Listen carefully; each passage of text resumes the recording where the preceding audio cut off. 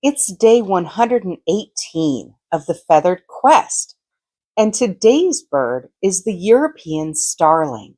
All of North America's wild European starlings, now numbering over 90 million, descended from just about 100 individuals released in Central Park in the late 1800s, making them one of the most remarkable bird introductions ever. Let's go find that daily feather.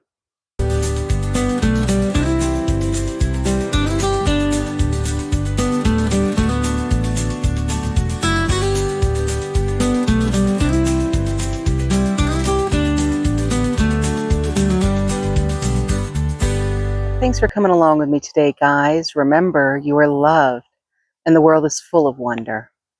So, did we find our bird of the day? Yeah!